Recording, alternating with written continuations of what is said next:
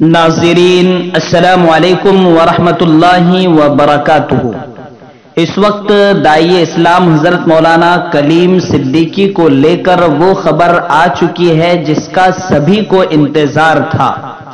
ये बात आपके इल्म में है कि कल 19 दिसंबर को हजरत मौलाना कलीम सिद्दीकी की गिरफ्तारी को 3 महीने होने वाले हैं और कानून है कि एसआईटी को 3 महीने के अंदर चार्जशीट दाखिल करनी थी। तो कल चूंकि 3 महीने मुकम्मल होने वाले थे, उससे एक दिन पहले यानी 18 दिसंबर को आज शनिचर को एसआईटी पुलिस ने चार्जशीट अदालत में दाखिल कर दी है। अब ये चार्जशीट में क्या होता है और इसके आगे की कार्रवाई क्या होगी उसको भी मालूम कर ले।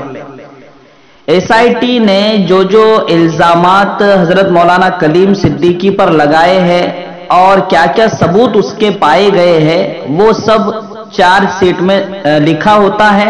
उसमें पूरी चीजें बताई जाती हैं और अदालत में पेश की जाती है कि इन पर ये इल्जामात हैं और ये इसके सबूत है।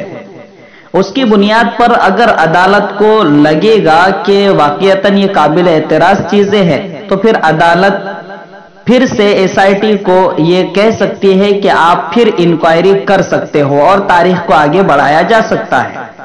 और अगर अदालत देखेगी कि इस पर जो मुल्जिमीन है उनके वकला को चांस दिया जाए, मौका दिया जाए और काबिल एतराज चीजें अदालत को नहीं लगती है तो फिर हजरत मौलाना कलीम सिद्दीकी इसी तरह दीगर साथियों को बुलाकर उन्हें चार्जशीट की कॉपी दी जाएगी या उनके वकला को दी जाएगी और कहा जाएगा कि इनके जवाबात दीजिए। उसके बाद फिर वकला मुशावरत करेंगे और उन तमाम इल्जामात के जवाबात देंगे और फिर उसके बाद इंशाअल्लाह जमानत का मामला आएगा।